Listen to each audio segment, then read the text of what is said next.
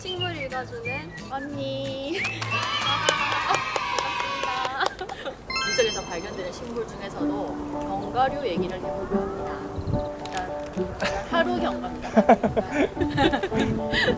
여기 지금 들어가 있는 거 보면 요즘 또 유행하는 견과가 또 있어요. 그러니까 지금 한국에는 막 이제 주로 이제 영양 성분 같은 거 따져서 브라질 너트도 많이 드시는 거 있고, 캐슈넛, 건크랜베리, 헤이즐넛 들어가 있고요. 피칸 들어가 있고, 먹으면서 할까요? 저희가 생각해본 월성의 하루 견과 한번 내용물을 소개해 드리도록 하겠습니다. 오늘 이제 가래들은 이제 개압, 잣도 잣을 이렇게 넣었고요. 네, 여기 있어요. 밤 이렇게 얇게 말렸어요. 썰어서 말린 다음에 이렇게 콩도 이렇게 같이 이렇게 한번 구성을 해봤습니다. 저희가 저번 시간에 그 해저라는 공간에 대해서 얘기를 드렸잖아요. 이 겉을 싸고 있는 과피들이 월성 해저라든지 성벽 같은 데서 출토가 되고 있어서 구성해봤습니다. 일단 지금 월성 해자에서는 견과류 중에서는 가래나무의 열매 껍질이 제일 많이 나오거든요. 그래서 이제 가래나무 이야기를 오늘 좀 해볼까 하고, 그리고 또 잣은 이제 출토량이 많지는 않은데 그래도 월성에 나오는 잣은 좀 특별하거든요. 네, 잣이라고 하면은 저는 제일 먼저 생각난 동네가 가평이거든요. 네, 근데 경주도 잣이 유명했나요? 신라 시대 때도 이제 잣이 유명했다는 그런 기록들이 이제 중국 고서에 보면은 나오고 있거든요. 주에서 경주라고 콕 이제 집어다니자 이제 신라라고 좀 전체적으로 되어 있기는 하죠. 인지 아닌지 모르겠어요. 그거는 예. 지금 잣나무에 이제 자생지 이제 이런 생육지 이런 걸 보면 보통은 높은 산이거든요. 해발 고도 1000m 네. 이상 되는 곳. 지금도 사실 경주에 이제 토암산에 가면 잣나무 조림한데 이제 인위적으로 심은 그런 숲이 있긴 하지만 보통 잣나무가 좋아하는 이제 생육 환경은 조금 더 위쪽, 가평이나 예. 이런 거 경기도나 강원도 쪽이라고 생각하시면 돼요. 그렇다고 이제 경주 잣이 딱 유명했냐 이렇게 딱 물으시면은 참 선생님 말씀하신 것처럼 딱히 말씀드리기 어려운 게 신라라는 영토가 이제 경주만 있는 게 아니니까 신라 송자라고 해서 신라의 잣나무가 유명했다. 라고 하지만 그게 경주라고는 말할 수 없죠. 중국 이제 명나라 때 본초 강목 이런 데서 그 신라 송자 얘기도 나오고요. 그리고 또 그 이전에 있는 그런 고서에서도 잣은 신라가 이제 생산지다라는 내용이 특산물. 생산지 특산물이다 유명하다. 그리고 재밌는 게 그러니까 그때도 물론 우리나라가 잣으로 유명했지만 그게 계속 남아서 이제 식물은 학명이라는 그 학술적인 이름을 가지고 있는데 잣나무의 학명이 또 피누스 코라이엔시스라고 해서 우리나라를 뜻하는 코리아가 들어가 있어요. 그만큼 이제 한국에 잣이 많다는 걸 나타내주는 그런 거라고 생각하시면 될 것 같습니다. 저희 월성에서는 잣이 별로 많이 출토되지 않더라도 뭐 예를 들어서 황룡사 바로 근처에 있는 황룡사라던가 경주 일대에 이제 잣이 많이 출토가 황소가 되고 있죠. 황룡사는 아니고 황룡사 바깥쪽인데 찝어져야죠. 황룡사 안은 아니니까. 그리고 또 이제 잣이 이제 유물로도 저희가 이제 출토가 되었잖아요, 선생님. 씨앗 말고도 그죠? 잣나무의 흔적을 우리가 확인할 수가 있죠. 또 유물에 대해서 너무 잘 아시는 선생님께서 잠시 또 설명을 해주시면 될 것 같은데, 모셔보겠습니다. 짜잔! 안녕하세요. 저는 국립경주문화재연구소 연구원 오진서라고 합니다. 네, 월성 해자에서 배하고 방패 유물이 나왔습니다. 배랑 건데요. 지금 앞에 있는 유물이 실제 나온 그 유물인가요? 실제 유물을 가지고 나올 수는 없고요. 이건 실제 유물을 같은 사이즈로 만든 복제품 레플리카입니다. 누구나 만질 수 있어요. 그러니까 잣나무는 가공이 쉬워서 사용을 했을 걸로 추정되고 있습니다. 일단 배 같은 경우에는 크기가 요만하거든요. 해자에서 이런 배를 띄웠다. 그리고 그 배 유물에서 이렇게 한화흔이 관찰이 돼요. 이거는 물과 관련돼서 의뢰용으로 사용하지 않았을까라고 추정이 되고 있습니다. 방패를 보시면요.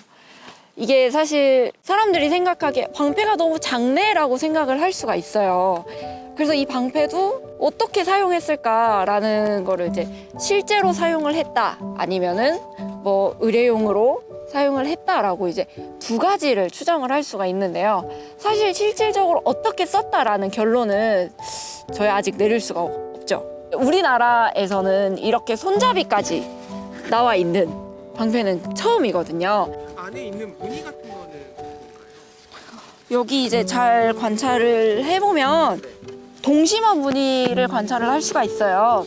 그리고 여기 이제 선이 이제 그어져서 붉은색으로 칠을 한 부분이 있고 까만색으로 칠을 한 부분이 있거든요. 이거는 뭔가 이제 완형이 나와야 결론을 얻을 수 있겠지만 저희가 얻을 수 있는 결론은 아직 추정밖에 없다는 거. 뿅 하고 사라지세요. 지금 보신 것처럼 잣의 씨앗을 식용으로 이용한 것, 그리고 잣나무를 가지고 어떤 의뢰나 그런 것들까지 이용을 했다는 걸 알 수가 있네요. 또 잣 가지고 뭐 다른 이용을 하지 않았을까요?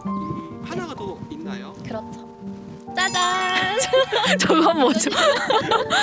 사실 잣씨 출토 수량이 그렇게 많지 않아요. 잣 씨앗에 일정한 곳에 구멍을 뚫은 개체들이 몇 개 확인이 됐어요. 이거는 식용하지 않았던 것의 증거가 되는데 일정한 위치에 구멍이 있고 이렇게 관통하듯이 구멍이 뚫려 있었기 때문에 어디에 깨었었구나 하는 생각을 해볼 수가 있었죠. 그래서 뭐 이런 형태였을 것이다 여기까지는 알 수는 없지만 네, 이런 장신구 내지는 어떤 사람의 정신 세계와 관계된 그런 자세 이용의 흔적이다라고 해서 저희가 좀 재밌게 보고 있습니다. 네. 착용하신 소감이 어떠신가요? 네, 아주 힙합니다. 근데 사실 저희가 이제 단정 지을 순 없죠. 이렇게 했을 거다라고 단정 지을 순 없지만 분명한 거는 이걸 먹지는 않았을 거다. 이 씨앗을 먹는 걸로만 이용한 것은 아니고 이렇게 다양하게 이용을 했을 거라고 이제 저희가 보고 있어요. 이거는 이 팔찌를 만들기 위한 수고로움의 시간들이었는데요. 다양하게 저희가 경기도 잣도 깨보고 그리고 진짜 경주 잣도 한번 해보고 이렇게 많은 실패작들이 있었어요. 그러니까 현대의 도구를 사용을 해서 저희가 이렇게 했는데도 불구하고 이렇게 많이 저희가 힘들게 깨주면서 만들었던 걸 보면 옛날 사람들이 훨씬 이런 기술들이 묘하게 하는 구멍 사이가 되게 작은 구멍인데 구멍 주변이 되게 매끄럽게 가공이 돼 있어요. 뭔가 되게 공들여서 잣으로 무언가를 하려고 했다는 것들이 보여서 재밌게 생각하고 있습니다. 이제 고려 시대 정도의 유물들을 보면 갓근이 저희가 뭐 호박, 산호 이런 것들도 있지만 식물 씨앗을 이용해서 이렇게 중간에 이렇게 장식을 넣는다든지 뭐 이런 염주 이런 것들을 만든다든지 하는 그런 것들이 보이고 있죠. 근데 이렇게 잣으로 한 거는 지금 이런 식의 출토는 월성이 처음이라고 보면 가래나무 얘기를 한번 해보시죠. 네. 근데 저는 솔직히 가래가 뭔지 가래골 이런 마을 이름도 안 들어봤어요. 오, 진짜요?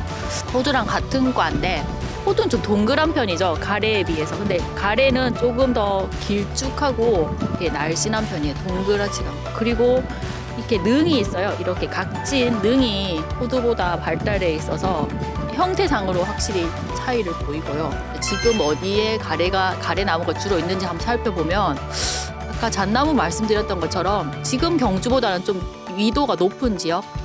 근데 그렇게는 높지 않고 역시나 그 경기도나 강원도에 많긴 한데 이렇게 해자에 많이 나온다는 것을 봤을 때 이 주변에 가래나무가 있었거나 아니면 이제 이 시기는 충분히 다른 외부 지역에서 멀리서 물자를 운반하는 그런 시기이기 때문에 뭐 다른 저 북부 지방에서 가지고 왔을 그럴 가능성도 있겠죠. 네. 가래 이 나무가 주변에 있었다는 거를 화분 분석으로도 알게 되는 경우가 있죠. 좋은 포인트네요. 화분 분석이라는 수법이 또 있죠. 흙 속에서 이렇게 씨앗을 고르듯이 눈에는 보이지 않지만 흙 속에 포함되어 있는 꽃가루, 예전 꽃가루를 보면 아무래도 씨앗은 사람들이 이렇게 이용하기 위해서 들여온 거다 보니까 이동성이 아주 변수가 많은데 꽃가루는 아무래도 자연적으로 들어온 게 많다고 봐야 되거든요. 가래나무 꽃가루가 나오기 때문에 주변에 있었다고 볼 수가 있겠네요. 월성 해자에서 출토되는 양상을 보면 껍데기가 깨져 있고 불에 탄 흔적이 있는 것들이 참 많습니다. 그래서 이게 아마 이용을 했던 흔적일 것이고 뭐 깨먹을 흔적일 것이다 이런 걸 이제 추정하고 있었는데 이제 집에서 무심결에 TV를 보다 보니 한국기행이라는 프로그램에서 그 가래 나무가 있는 그런 마을 얘기가 나오더라고요. 그곳은 이제 강원도 인제에 위치한 하출이라는 마을이었어요. 추자라는 것이 가래나무는 이제 한자로 추자거든요. 그래서 이제 가래나무 열매를 추자라고도 하는데 그 하출이의 마을 분들이 가을이 되면 밤 따러 가듯이 이런 망태기 같은 거 들고 뒷산에 가가지고 가래를 많이 수확해가지고 마을에 와서 드시는 그런 장면을 봤어요.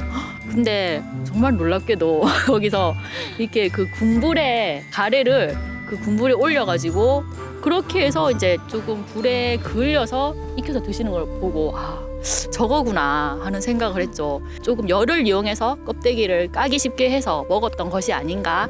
사실 불에 이렇게 한번 하면 맛도 더 훨씬 좋아지잖아요. 그렇죠. 네. 풍미 업 되겠죠. 이제 이제 가래는 지방 함량이 많은데 지방 성분은 보통 고기도 구우면 맛있듯이. 선생님 근데 월성 같은 경우에는 이제 그 예전부터 이용했던 도토리 같은 것들이 많이 출토가 안 됐잖아요. 도토리보다 도토리 안 나왔죠. 네. 도토리랑 비슷한 이게 개암은 나오는데 도토리는 안 나와요.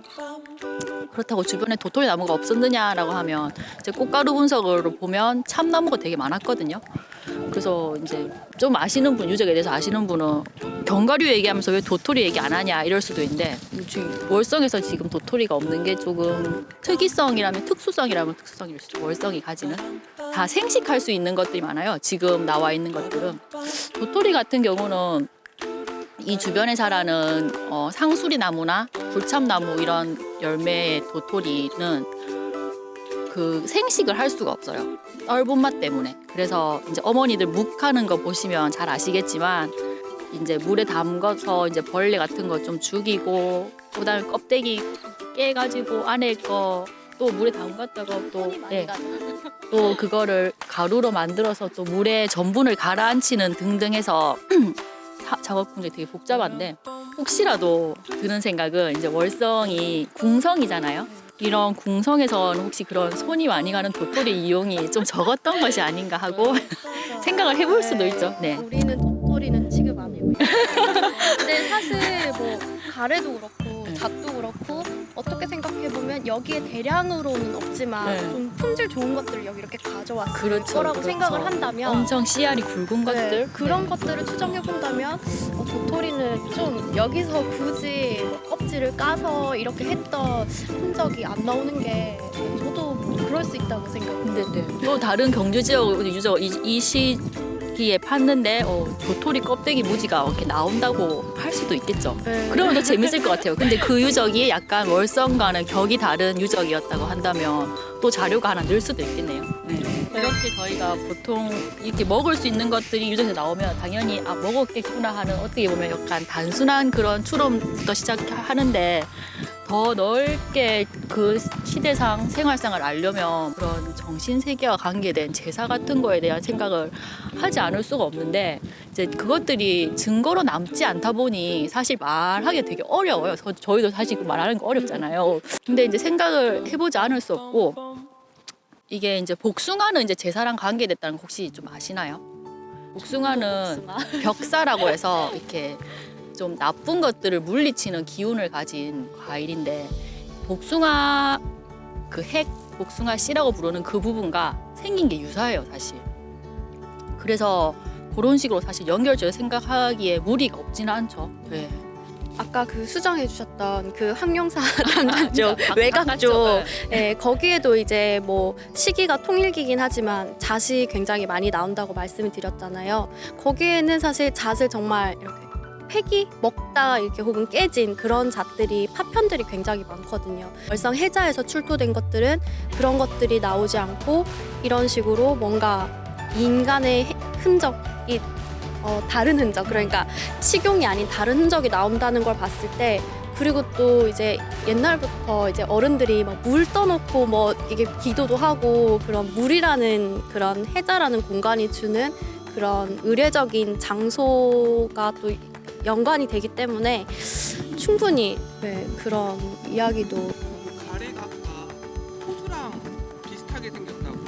근데 갑자기 든 생각인데 저 어릴 때 어머니가 호두 많이 먹으면 머리 안에 열매 약간 호두 네. 네, 여기 해자에 좀 이런 가래가 많았던 것은 여기 있던 왕세자들 머리 똑똑하게 해서 키우려고 먹였던 거 아니냐면서 뭔가 에너지 공급원에 네. 대해서 분명히 그들이 의도하지 않았던 그런 효과를 이게 가져왔음에는 분명했기 때문에 예. 네, 정말 이렇게 유적에서 남아줘서 저희가 이런 다양한 생각을 할 수 있는 것도 참 재밌는 것 같아요. 그렇죠. 견과라는 이름 자체로도 알 수 있지, 견자가 딱딱할 견자잖아요. 결국은 이런 딱딱한 껍질을 가지고 있어서 유적에서 좀 잘 보존될 수 있어서 우리가 이렇게 얘기를 이것저것 생각해 볼 수 있는 재료가 되고 있는데, 다른 식물 이용 같은 걸 생각해 볼 때 딱딱한 껍질이 없이 우리가 다 먹어버리는 것들이 훨씬 더 많잖아요. 나는 견과류보다도 이런 계절 생각할 수 있는 신라인들의 봄나물, 이런 걸 정말 사실은 얘기를 하고 싶은 거죠. 나온 출토된 자료들을 바탕으로 하다 보니 그런 거는 지금 잘 남지도 않고, 어떤 식으로 연구할지에 대해서 앞으로 조금 더 생각을 해서 종합적으로 파헤쳐 봐주세요. 갑자기 네. 앞으로 잘 해주시는 걸로 이렇게 마무리를 네, 하면 어떨까 싶습니다. 고식물 읽어주는 언니 오늘 재밌게 보셨다면 저희 좋아요 꾹 구독 꾹 해주시기 바랍니다. 해주세요. 아, 네네. 안녕.